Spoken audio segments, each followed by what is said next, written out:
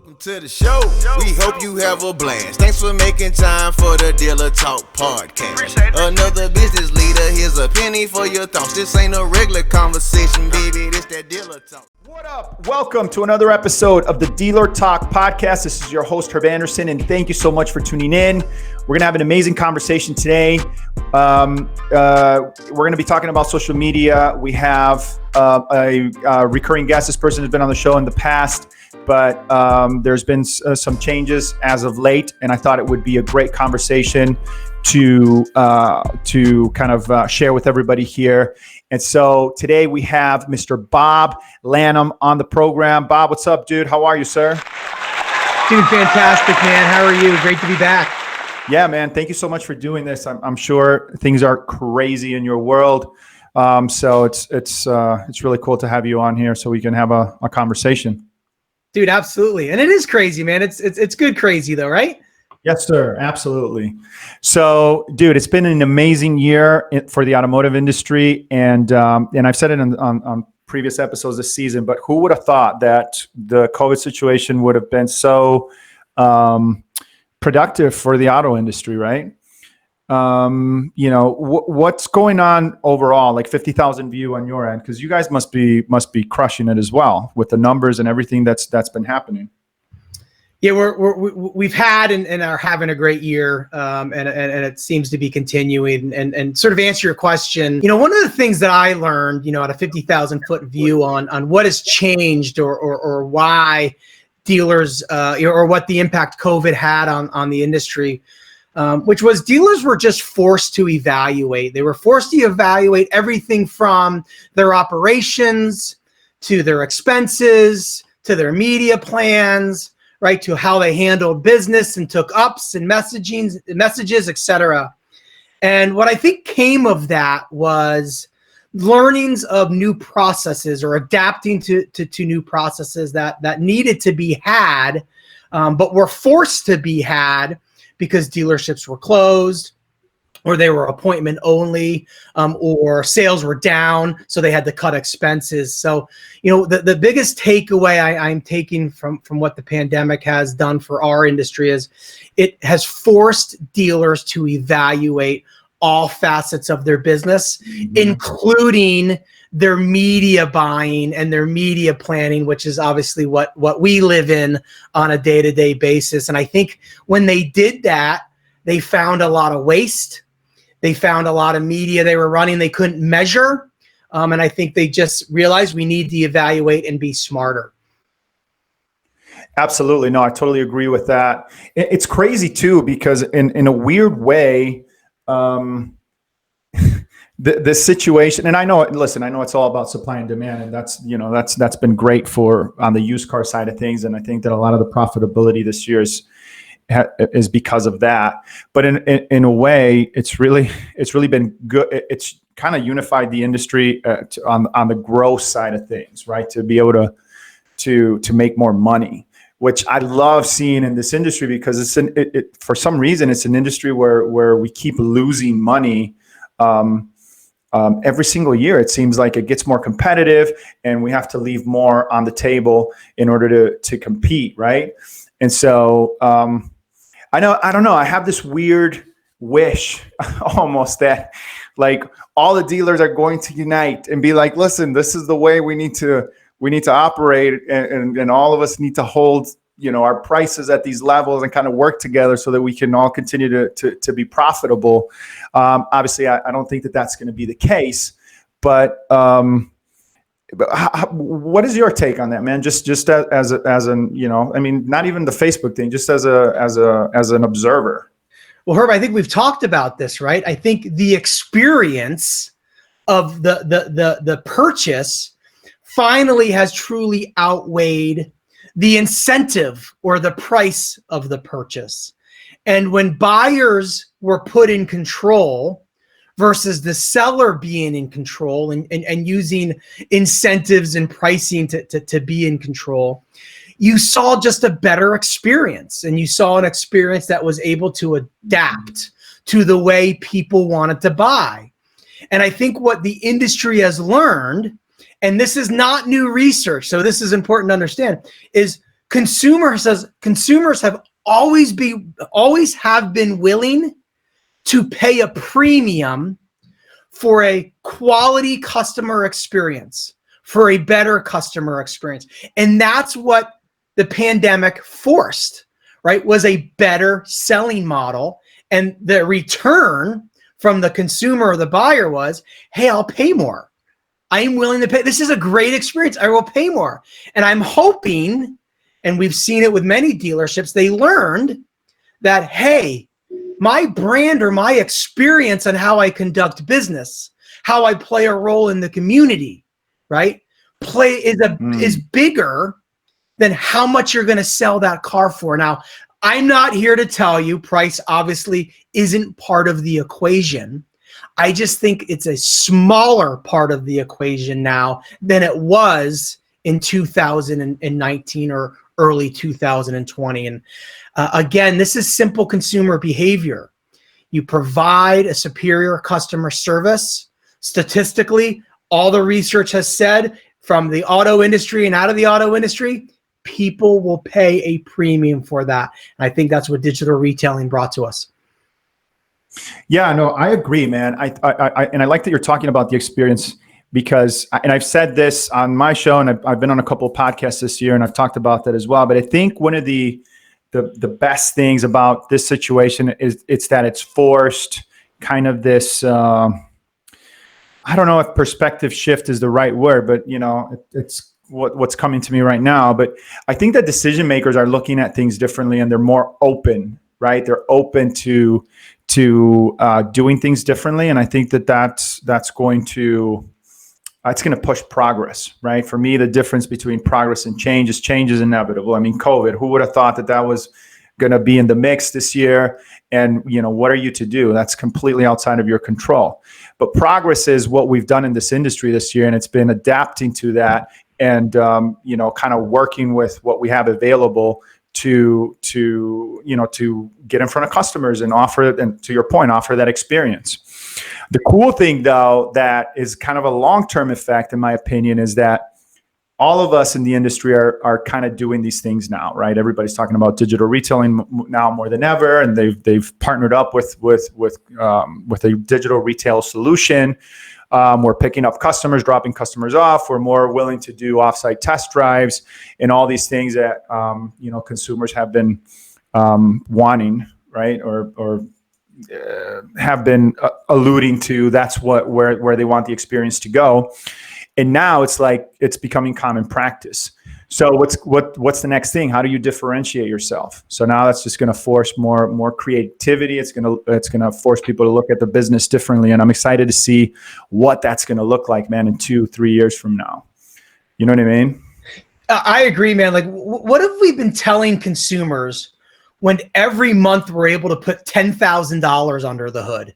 And we promote that, right? Like, and then the next month it's $7,800 under the hood or $1,300. I think consumers have realized, okay, like that's obviously what the price of the car is, has never been the real price of the car, right? So giving them the ability to pencil their own deals through these digital retailing platforms, puts them in control, and again allows that experience to be well researched and well equipped to decide if they want to buy or not buy in an unpressured environment, right? Because it's all online. So you ask a great question, which is, okay, the consumers I think have been wanting online retailing, and Carvana I think helped the push of that just as much as the pandemic has, as much as we would hate to admit it, but they have a great online experience.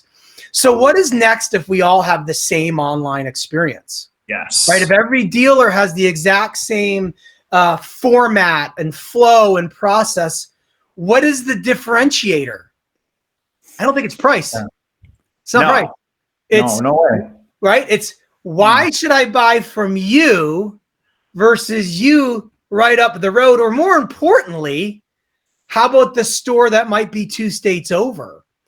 It'll be interesting what the manufacturers do, if anything, on that, right? If we're selling online in a structured flow. And trust me, I totally get it. The dealer's still in control on how much they're willing to sell it for. But if I've got the option now to purchase online from a dealer 3 states over, that maybe the vehicle has been sitting on the lot longer and they're willing to give it to me for less, I don't know. Does that change the model? I hope not. I'm not saying it well. It's something interesting to think about. Yeah, I mean, look, if you look at the internet as a way to market without borders, think about truly offering a digital retail experience, right? So you can ship the car anywhere. So now the customers can find that car anywhere, and now you can get that customer and that car anywhere in the United States, right? So, dude, I mean, it just changes everything. You know what I mean? I got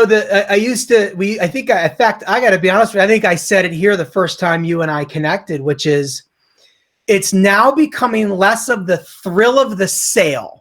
Right. I sold cars, man. We used to get excited, right, about recapping, our sale when someone came up. Oh, they were just looking, and you switched them and you turned them, right, and you're able to upsell them, et cetera. To the thrill of the experience, right, and getting them to want to buy from you because they know that experience is superior elsewhere, or there's just no need for them not to buy from you. You're not giving them the reason not to buy from you. So I strongly believe, and I think we see this today in a lot of the research, that the role the dealership plays in the community, right, is gonna finally become back into the picture. We all have known dealerships used to be, and some still are, pillars of their community. Yeah. But maybe the auto malls changed that, or maybe just the concept of, volume changed it, and they were just trying to, bring in cars and sell cars. But I think the community aspect of small businesses in general and car dealerships will play a role in why people buy from certain dealerships. I really believe that. Yeah, well, and to that, like your and we talked about this last time for sure, but your comments of the why buy, and that being such a critical piece of your marketing message. When we think about the ability to sell anywhere and to connect with customers anywhere, that becomes even that much more critical, because that's really the thing that's going to create that difference. Like, I don't see, and I was having this conversation with my team recently, and when I think about, and this is a generalization, of course, there's great dealerships out there, but the majority, there's just no brand message. There's no brand distinction. You know what I mean? Like, it just feels like you could go to any dealership and it's pretty much going to be like the same experience. And I don't understand why we don't focus on creating a brand. You know what I mean? Whatever it is that you have in your dealership that makes you different, that makes you stand out, that makes you connect with customers in a different way, like that needs to become something that you kind of involve all your marketing efforts into. You know what I mean? You got to get that out there so that people understand really why you're different than everybody else. You know what I mean? It's your value proposition. If I came up, I used to go up to dealer principals, and we used to be able to travel and be on the road. And I would say, I'd ask the room, how many of you have your last name on the building? Right. And you'd have maybe half or a little bit less than half of people say, I still have my name on the building. And I'd say, well, if I asked a customer or someone in your town what they thought about your last name and your family, what would they say? Do you have any idea? Do you have any idea what they would say about your dealership, but more importantly, your name, because it's probably been on the building 50 plus years, right? And it, it's called a value promise. And Brian Pash calls it the brand promise. Like, what are you promising to deliver? Right? That's your brand. Like, what are you going? Everybody has the same car. right? Yes. Everyone has the same incentive, more or less, right? It became a who was willing to lose more money on the car is really what it came down to. Unfortunately, but yeah. Unfortunately, yeah. So I strongly do believe that. Well, and let's be honest. There's going to be plenty of dealerships that revert and go back. And I'll tell you what, the dealer groups can't wait for those dealerships to do that. There's plenty of dealer groups that are just looking to purchase dealerships because they know they can turn it into what they want to turn it into, which for many groups outside of the big ones are last names, right? Have last names on the building. So I'm looking forward to seeing what happened. And I really do hope that, I can't give you the full stats because we're going to release it here shortly, but the highest percentage of people, when asked, why did you go to a dealership's Facebook page or why do you follow a dealership's Facebook page? The number one reason, I can't give you the percentage yet, but it's the highest percentage, is because they wanted to see what type of experience or what type of dealership it was. They literally are researching, who am I about to do business with? Yeah. That's all. And they already know they're going to get a great deal because there's a sale every month and everybody offers the great deal, right? It's okay. I'm going to get a great deal. Check, get that anywhere. But if I'm going to spend time, whether it's over Messenger or text or email, right, or phone or in person, if I'm going to spend time with you, if I'm going to give you an opportunity, why? And I'm going to research that before I even engage with you. And that's what consumers are able to do, especially as you mentioned, right? A store in Paducah, Kansas is just as national as a store in New York. Yes, exactly. So, you said something right now that I definitely want to touch on. You were talking about the value proposition and the pricing, right? It can't be priced, man. And I could not agree with that more. So, part of my background was export management. So I did several years as an export manager overseeing Latin America, and we were in the auto body side of the business, right? So we would export products for that vertical of the auto industry, and we do trade shows and travel and all that stuff. And it was great, man, for a minute, and then we started to get Chinese competition, right? And it just came down to price. And then after a while, we just can't compete, right? Because of the labor advantages and all that stuff. And I remember my mentor at that time, he was like, listen, you can never, your value proposition can never be price, because there's always going to be somebody that has it cheaper, that's willing to give it away cheaper. And so you gotta sell the value, man. Like figure out what is it at your dealership that's different, man, and hold to it. You know what I mean? Hold to it and make sure that that's what you're selling. You know what I mean? Because the car, to your point, they can get anywhere.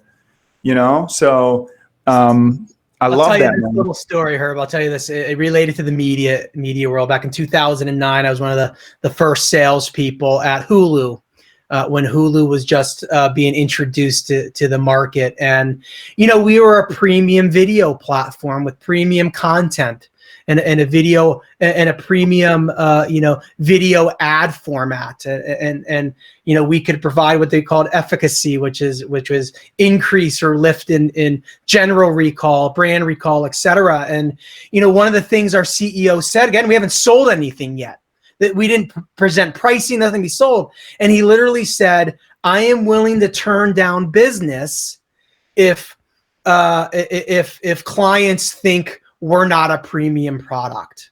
So right from the start, our CPMs, our cost per thousands of impressions, were some of the higher CPMs in the market, but they were well worth it.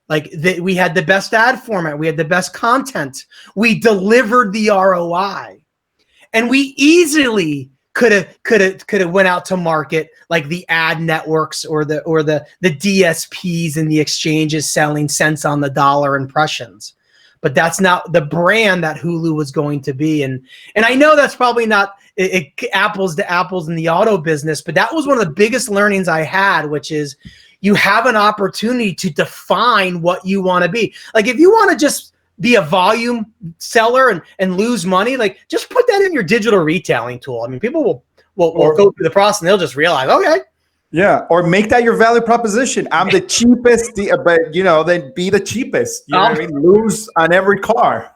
I will sell it for the lowest cost for as long as I can until I don't make enough money to pay the bills. Like be a service station, then I don't know. But so I it's just it's crazy, man. All right, dude. So one of the advantages of the podcast for me personally has been the educational value that I get from it. And so I know that there's been some changes recently or announced or some things of that nature. I'll admit I haven't really done a lot of research on it myself. I don't even know, if it's going to impact us in any way, shape, or form. But as soon as I started, hearing about it and people were asking me questions, I was like, I got to get with Bob and see if he's willing to come on here and let's get this information out to folks as quickly as we can. So, tell us about that, man. Like what's going on? Why is everybody freaking out? What did we launch a couple of weeks ago is your question. Like what new product enhancements did we launch? So let me map them out for you. And if there's anything else that was on your mind that wasn't this, just let me know and I'll fill you in with that. So we did launch 3 new offerings 2 weeks ago. One of them had been launched, but it wasn't officially launched. So let me start with that one. And that is we incorporated on a dealership's Facebook page, a vehicles tab. So now a dealer's inventory that is being listed on Marketplace can be ported over into this vehicle tab. Now, one of the enhancements we made to that was if you're working through a Marketplace listing partner, they can now supply new inventory so that the used inventory will go to Marketplace and the new and used inventory will go to the vehicles tab that lives on the dealership's Facebook page. So your Marketplace listing partner can supply that. We also introduced what we call a manage inventory tab, where within the dealership's Facebook page, behind the scenes, there's now a tab called manage inventory. And once clicked, they're able to see, once set up, their inventory that's being listed on Marketplace, their inventory that's being listed on the vehicles tab, and then they're also able to create vehicle listings. Okay, so this is where it can get a little confusing, so let me just make sure I map that out clearly. So their existing partners can power the inventory that shows up under this Manage Inventory tab. So think of it as a destination, a centralized destination that gives the dealer the ability to see my inventory that is being displayed now on Facebook, whether it's the Marketplace or the Vehicles tab. It's also a place, because you got to remember, we have independent dealers that solely use our platform because they sell 5 cars a month. They sell 20 cars a month, right? We also built in the ability for them to create listings as well as create a catalog. So what do I mean by that? They can go into the Manage Inventory tab and literally create a listing, upload pictures of a car, fill out the information of the car. We do have some VIN decoding capabilities where if they plug in the VIN, it'll automatically pick up the details of it, and then the dealer can correct them or add to them, et cetera, right? And then as they create that listing, it can go to the Marketplace, right? It can go to Marketplace, and it also goes to, if it's a new car as well, it can go to the Vehicles tab, okay? But also within that tab, as they create a listing, they also can create a catalog that can be used for our automotive inventory ads, which has quickly become one of the better performing ad units in the marketplace. Sure.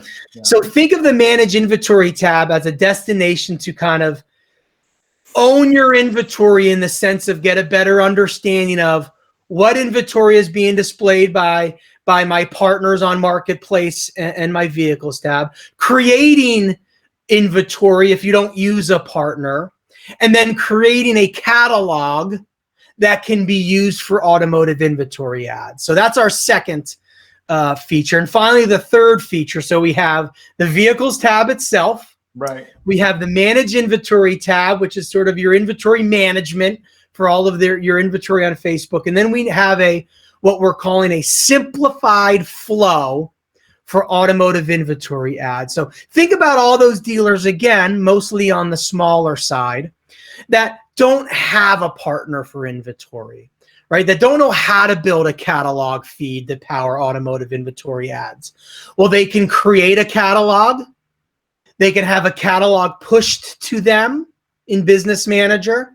And then through a simplified flow, a few buttons, they can be up and running on automotive inventory ads, where before it was a very complicated process.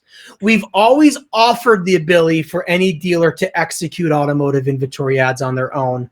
We just made it easier. We basically took all these different platforms we had and we brought it into one. To one.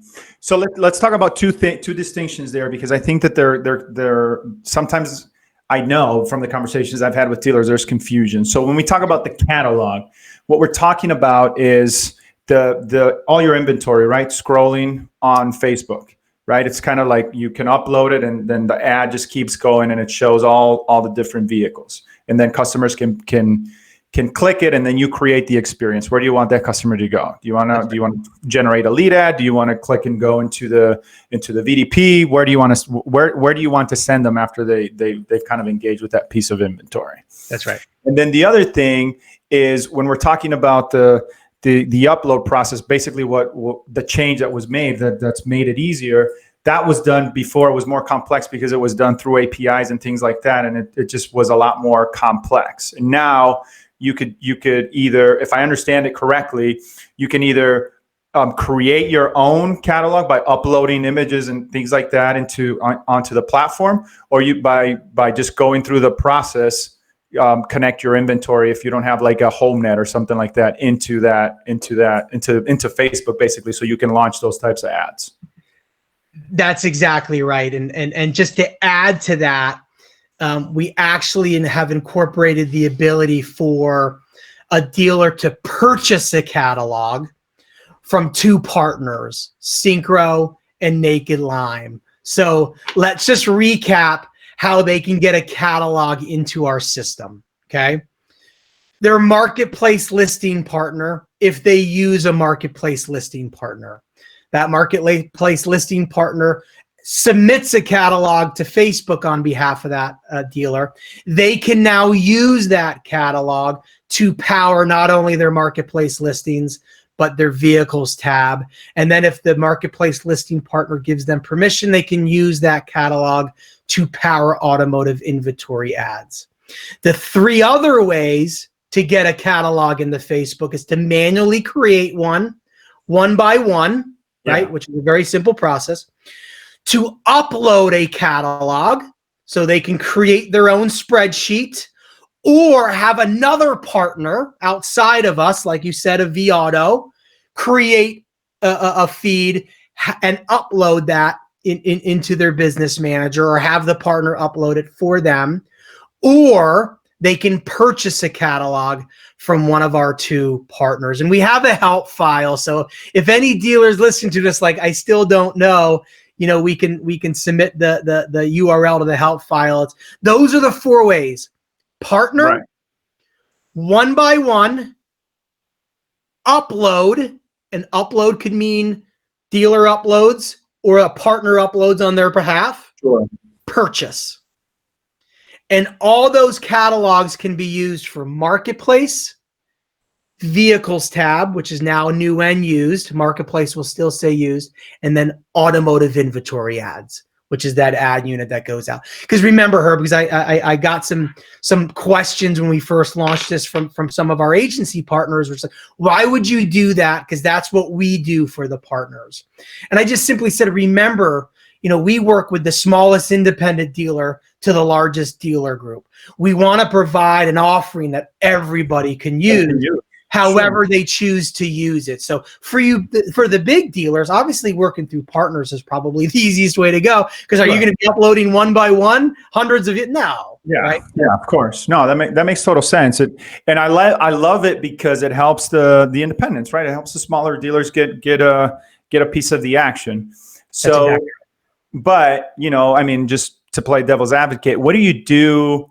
And I know that there's an answer to this, but I bring the question because people are thinking the same thing, right?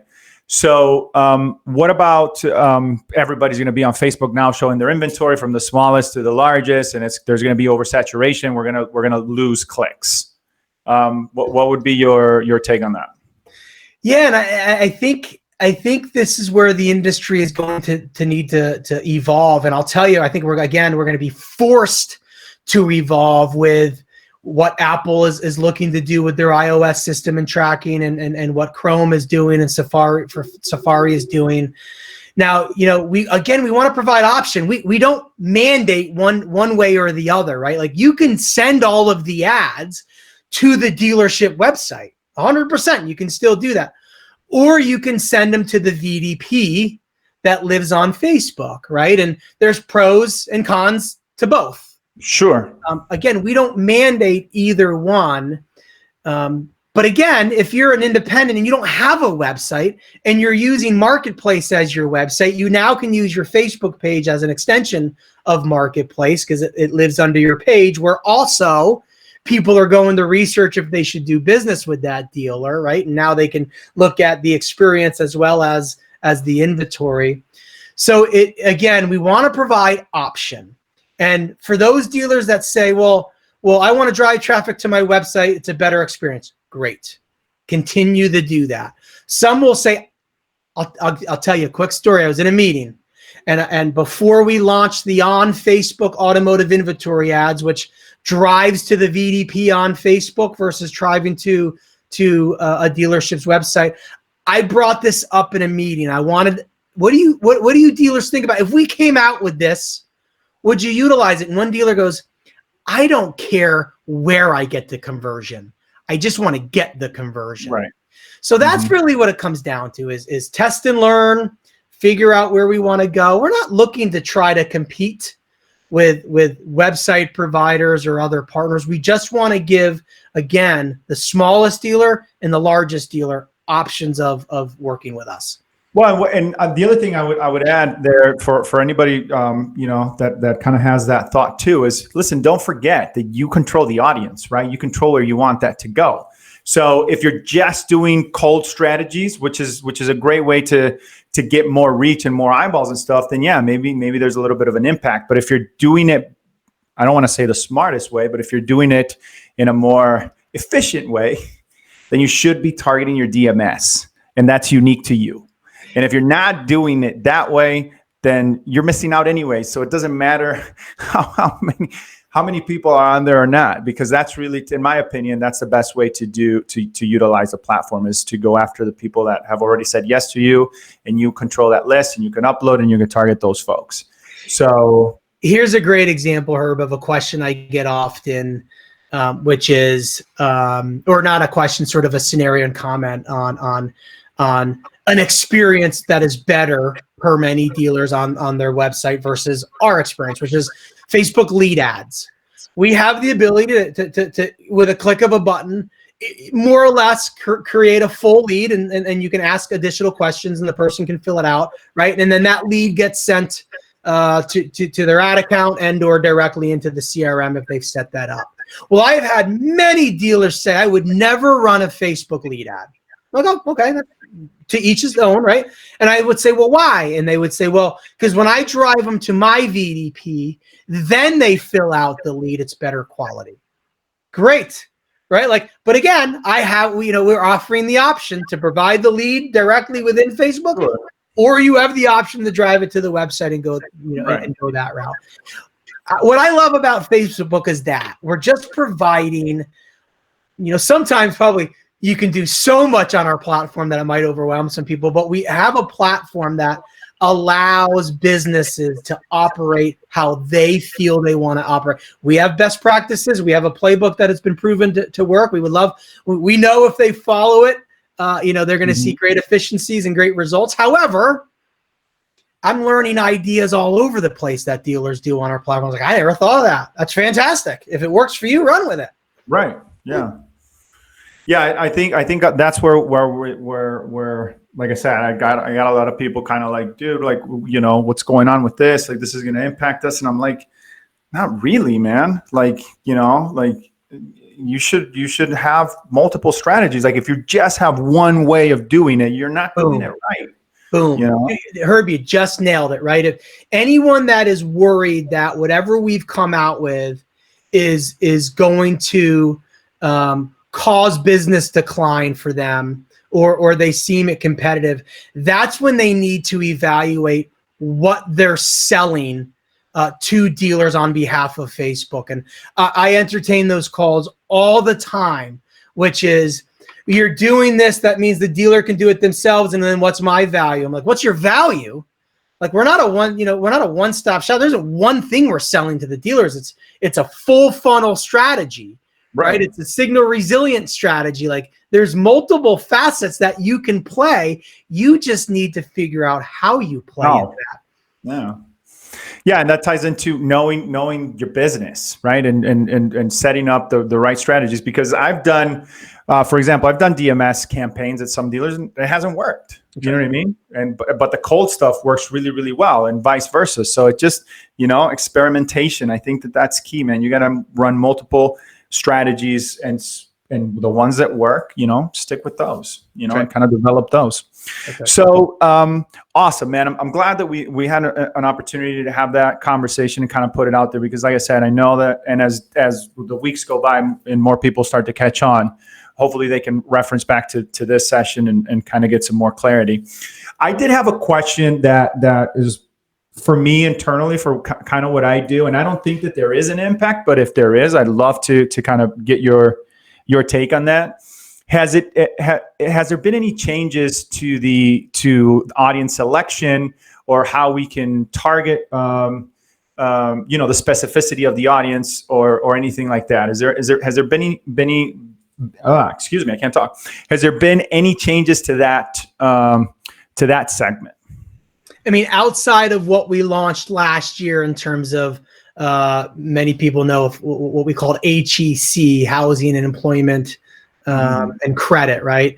Outside special categories and stuff. That's right, special category. Outside of that, there has not been any changes that I'm aware of, where we've changed the way you can target or what audiences you can use.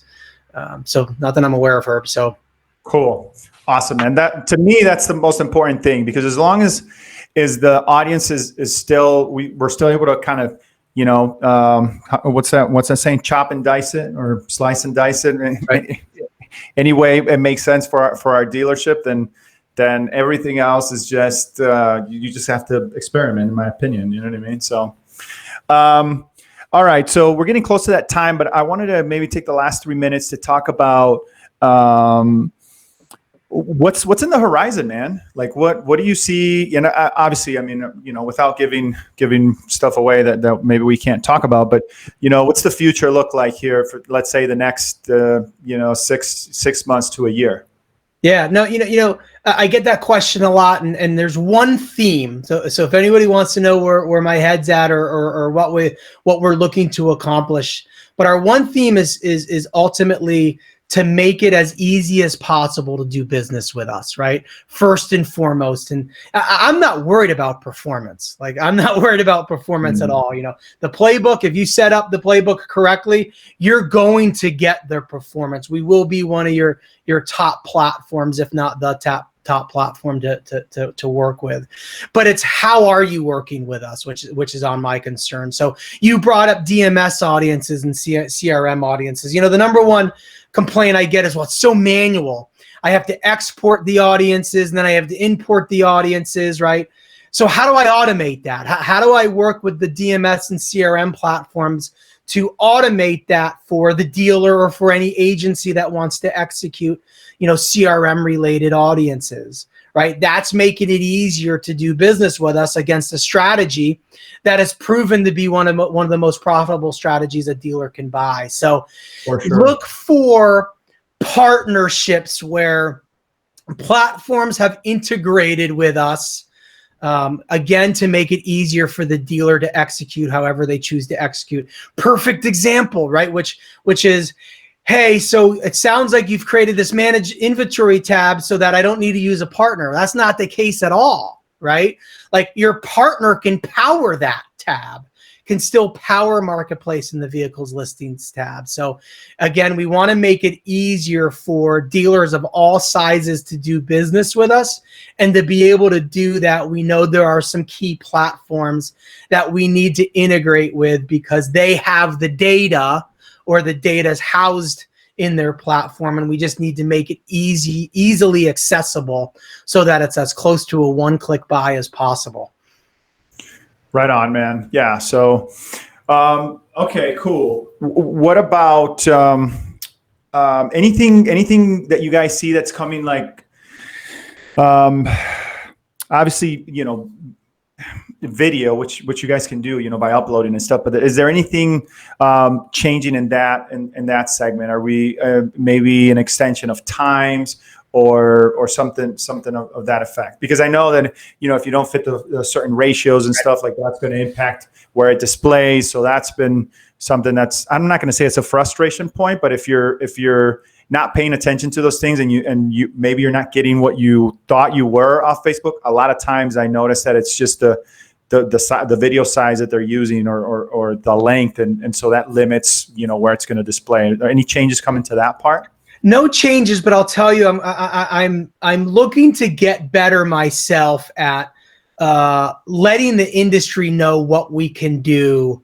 Let's just take video wise, right? Because you brought up video. So we have a new offering called in-stream auction. It's not necessarily new, but it's essentially our mid-roll offering that allows marketers to run their TV type campaign or their TV type video asset within content where it's a mid-roll, right, versus a feed format or a pre-roll, right? So it's more TVS. We call it ISA, in-stream auction.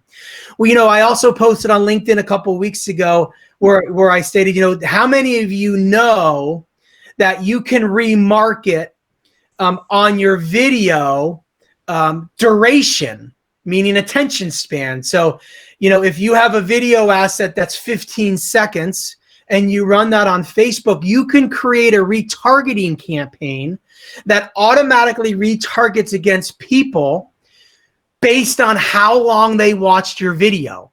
Mm-hmm. You could say 50%, 75%, 100%, right?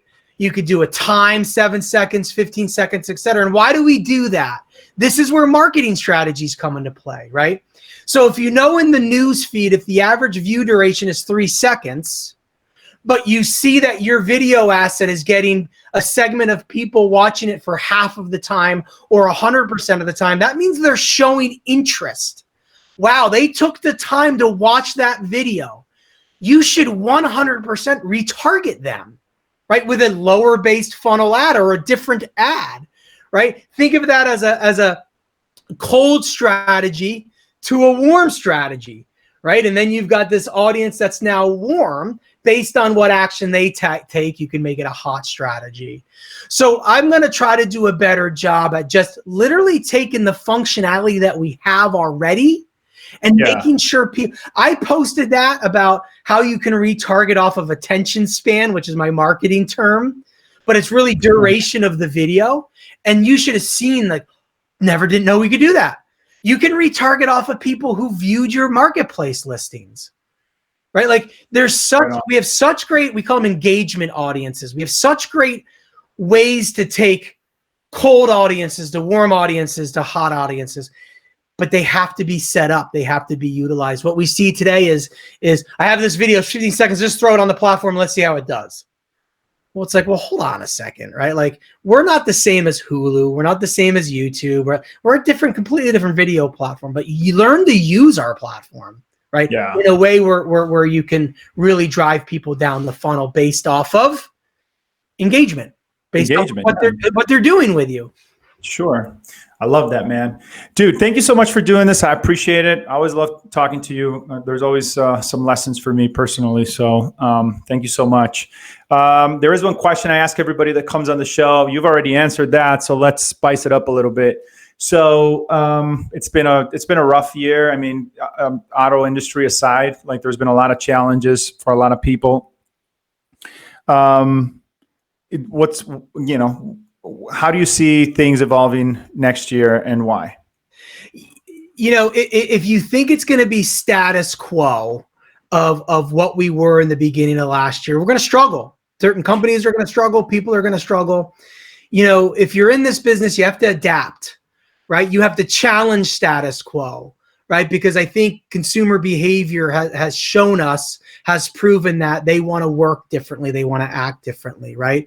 And I think it's my biggest thing, and this is what I'm going to focus on next year, is really trying to get my clients to understand consumer behavior, actions that they were going to take anyway, regardless if you advertise to them or not, right? Like Alex Vetter, the CEO of Cars.com, said something the other day that was absolutely brilliantly spot on, right? He said, marketing is not meant to add taxation. I mean, it's not meant to add a cost on top of a behavior that was going to happen anyway, right? Marketing is meant to drive incremental sales, right? Drive prospecting. You should have a loyalty strategy. It's CRM remarketing, right? Like that's easy, but most don't do that. So that's on you, right? Do your CRM. So how do you not add tax to your second largest expenditure? That's understanding consumer behavior. And that is something that I would challenge the industry to truly understand, which is, what is this consumer were they going to take that action anyway, regardless if your ad was there or not, right? If they were going to, then don't put an ad there. It's a waste of money, right? Put an ad somewhere that's going to drive them to consider your dealership, to then hopefully drive them to the sale. Yeah, I love that. That's right on, man. Because think about it, marketing should get you sales that you are not going to get. That's really what it should do. Otherwise, then it's not being done right. Exactly. So, dude, thank you so much again for doing this. I really appreciate it. Bob Lanham, everybody, thank you so much for tuning in. That's all the time we have for today. And as usual, we'll talk later. We only host a well-respected. The vendor LexisNexis. We don't sell digital marketing. What you do? We inspect it with our DT vendor management solutions. We come in like the EPA to clear out the pollution. Take the trash out. So keep your P&L clean. Your inventory. From product pitches, meetings to cost negotiations, your vendors have you swamped. You have cars to sell, but most of your time goes in managing your vendor relationships. Wouldn't it help to have someone navigate the way ahead? Enter Dealer Talk Vendor Management Solutions. A filter between you and your vendor so you only have to deal with what's most important. We inspect your digital data to get optimum results for your money. Here's what we do. Give you an accurate idea of what's working and what's not for every digital service. Get vendors to submit monthly highlights, lowlights, and recommendations. Sift through their data to give you those metrics that matter. Evaluate all package, content, or cost changes and product pitches. Do monthly marketing budget analysis to ensure better ROIs. Finally, we give you concise reports and monthly videos with actionable insights. Now, you can focus on what really matters, selling cars. Contact us today and your first 30 days are free. Let's build your business together.